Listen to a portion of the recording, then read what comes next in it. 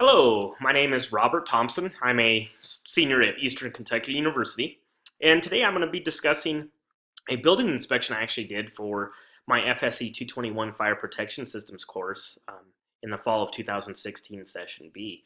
And this is a building inspection occurred at the Renewed Wholesale in Pueblo, Colorado. I'd like to start out by saying I did gain access and permission to this building. Per talking to one of my friends, the property owner, and he was actually present and was able to walk through with me, and we together conducted the inspection and during business hours, and all the items were identified and photographed and documented as appropriate, and all standards were followed as per outlined in the project description and so forth. So objectives. First off, we'd like to develop an understanding of the characteristics and history of the building that was inspected. Develop an understanding of the system inspected and what was observed and the actual NFPA codes pertaining to them. Identification of discrepancies. And develop an understanding of the corrective actions in correcting those identified discrepancies. Starting off with a little bit about the building itself. It was constructed in 1946. Throughout its fairly decent long history, it was several different occupancies, starting out as I believe a grocery store, and then moving on to at some point a skating rink, and then eventually, prior to my friend owning it, was a bingo palace or a bingo hall. So it was an assembly type of occupancy at that time. And then in late 2015, the owner actually purchased the building, and upon that ownership and occupancy change, the authority having jurisdiction, being the Pueblo City Fire Department, required the installation of an automatic sprinkler system, which was complied with in July of 2016 prior to the Renewed Wholesale being opened.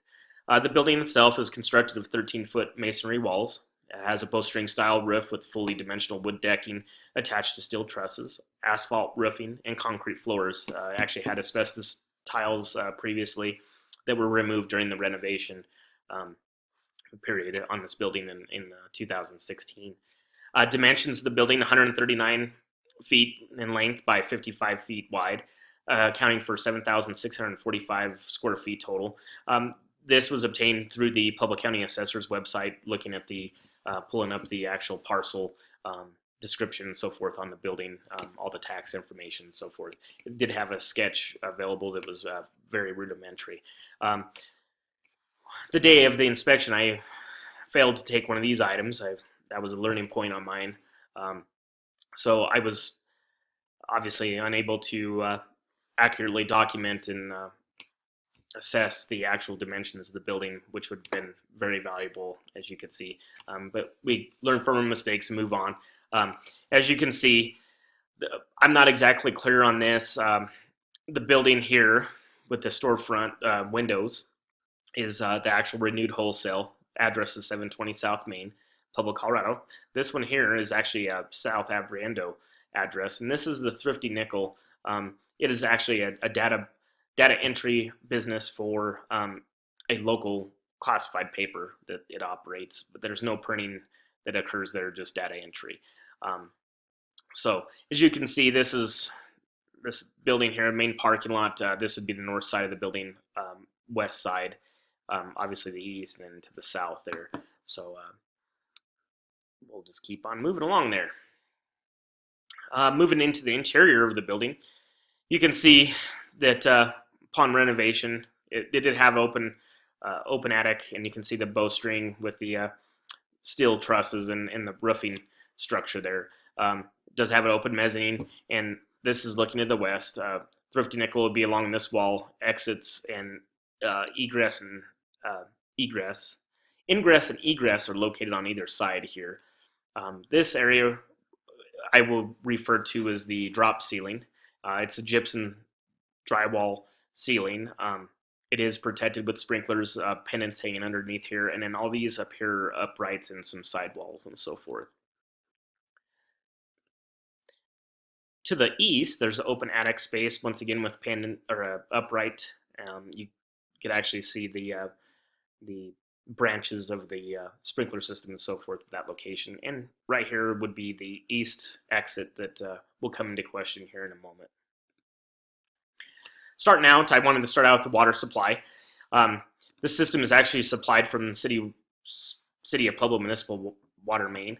There were no visible indicator valves in the exterior of the business at all, or the building. There was a non-indicator valve box located at the point of connection with the municipal water main, and this would be a point of access to isolate the system off the main and so forth. There is a hydrant located in the very near parking lot there. This would be South Main and Abriendo off on this side. The non-indicator valve box would be located just left of this over in this area. I unfortunately did not document that. In this area, this would be the north wall near the northeast corner. You will see an appropriately attached FDC, fire department connection. It's 2.5 inch inlets. Above that, just to the left, at the end of this marker, would be the dual siren strobe water flow indicator. It's not tied to anything. It's just a local indicator. So somebody would have to be present to actually hear the audible alarm and see the visual indicator identifying that it's flowing water. Also, you can see right here the discharge for the test port there. Moving on into the inside, continuing with the just kind of like watching the water flow there. We got the riser located in this picture coming in from the water supply. We have the appropriate constructed black pipe. It's not a PVC or anything like that, as would be appropriate under NFPA 13. But in this application, the black pipe's absolutely compliant with NFPA 13. This, once again, is located on the north wall in the northeast corner, just south of where the FDC was located on the exterior side. Excuse me. Got a little bit of a tickle there. All required system components were installed as per NFPA 13. We have the gauges and so forth with appropriate insulation, water flow switch there, the appropriate indicator valves for which indicated they're all open, allowing the flow of water. We have the test valve over here and the FDC connection coming out here that would supplement the water supply and so forth. We have the NFPA 25 booklet hanging there, and if you look right there, you can actually see the sprinkler box, which will be discussed, all that here in just a moment. The next item to look at was the hydraulic design information sign. It was appropriately attached to the fire riser securely as well. It's clearly identifiable and everything. Had all the appropriate information as per NFPA 13.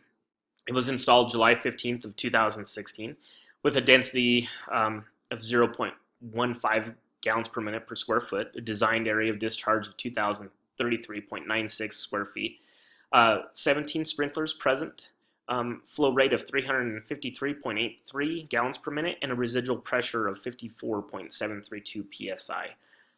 There was one of the discrepancies I want everybody to keep in mind. This slide is it'll be referenced here in a moment, but we'll just move along here.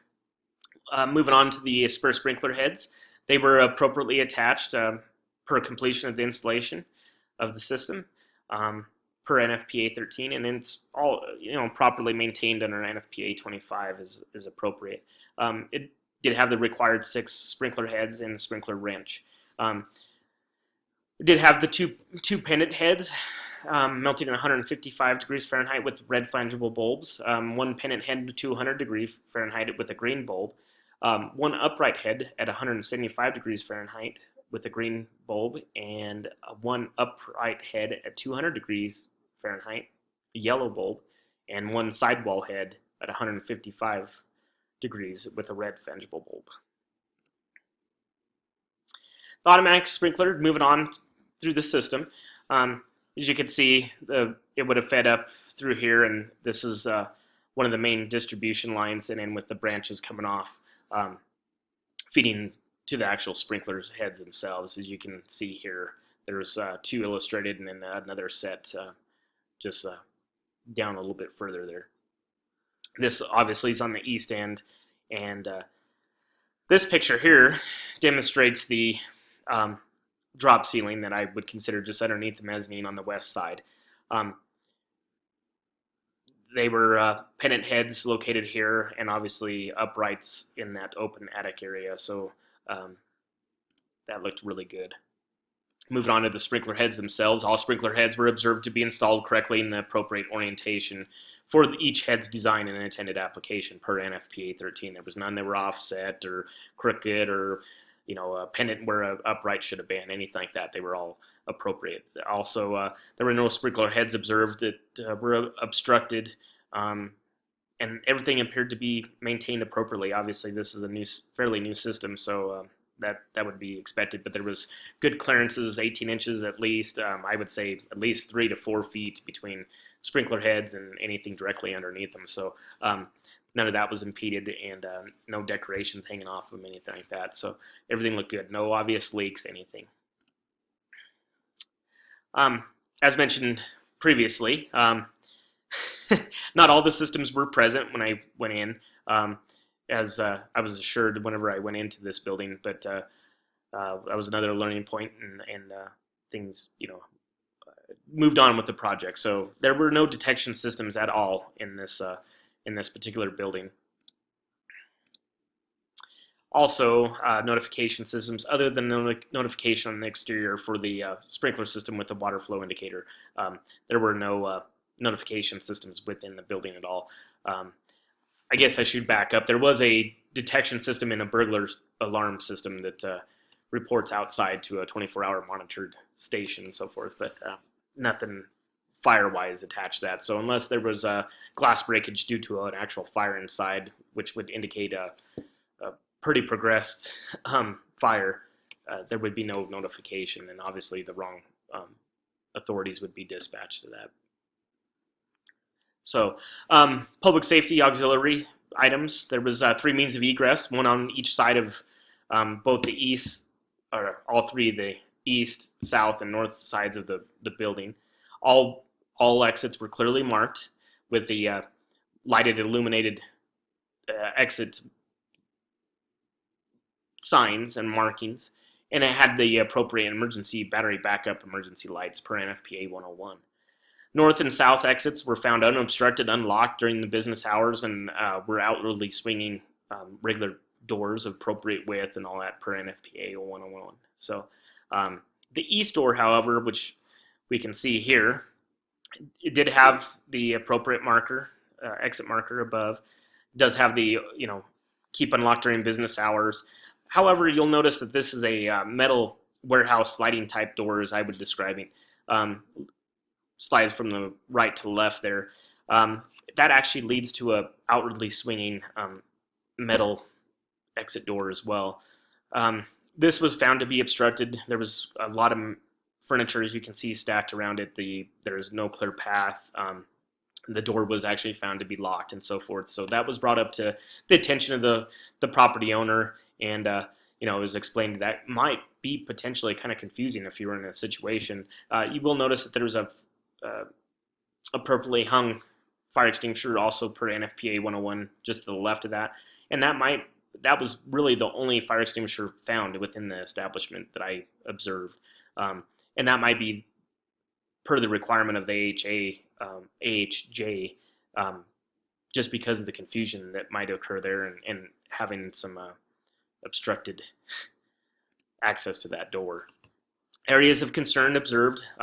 Obviously, the lack of any fire protection or notification system within the premise. This once again was brought up to the property owner's attention, and he really sees a benefit to having that system. He is going to look into having a system detection and notification system integrated into the burglar system that's existing. That would be something that would also give local notification. Whether it be just smoke detectors and having the system listen for those activations and so forth, and then reporting onto a 24-hour monitored station that could actually, off-site station that could report to the local authorities and dispatch the appropriate resources. But he's going to look into expediting that, and he thought that was a really good idea.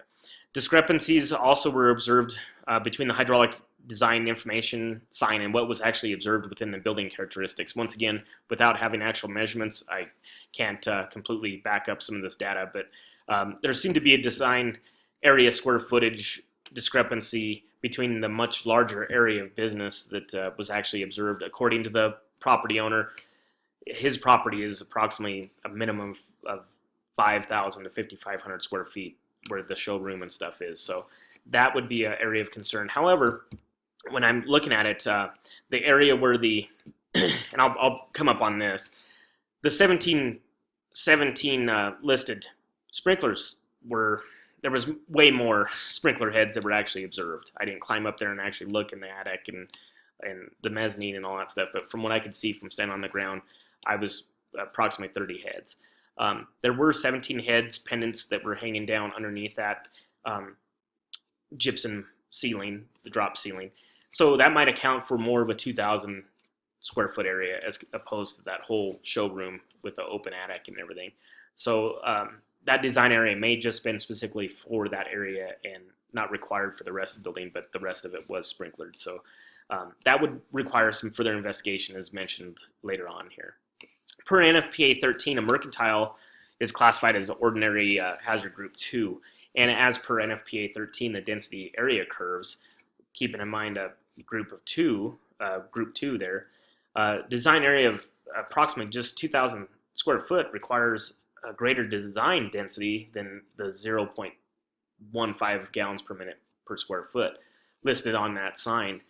It'd be actually closer to maybe 0.18, 0.19 for a 2,000 square foot building. So a little bit of discrepancy there. Once again, need to look into it further, and which I did try to do. I contacted Colorado Fire Sprinkler and spoke with the system engineer on Monday, and he advised that he would have some documents available for me, and upon further investigation, he said he could not find any of that stuff, and unfortunately, I was not able to pursue that any further. But that's something I definitely would have looked into and would like to advise possibly the property owner to look into as well. There were items obviously leaned up and stacked against the fire risers identified, which was a violation of NFPA 25. And we got to keep that stuff clear. And obviously obstructed and locked west door with the unconventional access, just adding to some confusion, and that was a violation in FPA 101. I do want to point out those, and I'm not sure if I did, those exits, they had good distance between them and appropriate as per NFPA 101. Obviously, we had at least two exits and so forth, and then there was no more than 75 feet between those, all the exit doors and so forth, so they were all adequate. Inspection and maintenance of the installed systems, I just wanted to touch bases with him on that. As per NFPA 25, that's on the inspection, maintenance, and of the automatic sprinkler systems. An annual inspection is required, and also I reminded him that any time that anything is deemed possibly a leak's found, anything like that, that the appropriate sprinkler system or sprinkler service needs to be notified. Also, if that has to be taken out of service for any means for any amount of time, the authority having jurisdiction, being the City of Pueblo Fire Department, would need to be notified and appropriate actions would be taken from there. As per NFPA 101, periodic functionality testing of the emergency lights attached to the illuminated exit markers is required on 30-day intervals for no less than 30 seconds, and that needs to be documented and so forth. And he was made aware of that and agreed that that's a really good idea. And then also the annual functionality test of the same system for a minimum of 1.5 hours to ensure that those battery backups are functional for that period of time. So that was brought up and reminded with him, and he totally agreed and said that they would take those appropriate actions to really look into that. So now, into conclusion, obviously we inspected renewed wholesale, and we found a few potential major discrepancies identified per NFPA 13. That's something that would really need to be looked into. Further investigation would be warranted, and ensure that that system is compliant with their requirements. And um, I I'll get into that in a little bit. Recommendation of the landowner to install even local fire detection and notification devices may prompt, rapid installation. So he stated that that's probably a good idea to at least put some smoke detectors in there, even though this is an establishment that's not going to be occupied all the time. People are in and out buying their stuff and then leaving. They're awake. Their senses are all there, hopefully. But there's at least somebody there that has direct vision of everything and could alert. But that's something that he thought he would more than likely, very highly likely, be installing here very soon. From the observed findings and the business type, it is believed that the occupants are adequately protected at this time. But further investigation, as mentioned, would probably be warranted, and some improvements, in the way of detection and notification would only favorably increase the amount of protection to the public safety and so forth. So, any of those advancements would certainly be warranted and help out a great deal. So I do want to point out this was a great assignment, even though I was lacking some of the systems. I carried it through as far as I could, and really learned a great deal. Even though those systems weren't there, I still was able to apply. And my jurisdiction, we don't have any sprinkler buildings at all, so that's something I really don't have any real in-depth knowledge. And this really reinforced what I was learned in this course, and it was a great opportunity, and I appreciate that. Moving on to references. Those references, everything from NFPA 1, the fire code, through NFPA 13, the standard for installation of sprinkler systems, NFPA 25, inspection, testing, and maintenance of water-based fire protection systems, and NFPA 101, the life safety code, were all referenced in this. And there's so many others that I'm sure I missed. There's a lot of information in those documents to mull through, and I found it a very good exercise in kind of looking into that stuff a little bit more. Obviously, the Public County Assessor's Office was utilized into looking at actual dimensions, since I've forgotten my measuring devices and the appropriate equipment. And next time I won't make that same error. And then obviously our textbook was utilized and helped guide me through what exactly needed to be done. So thank you, and have a great day.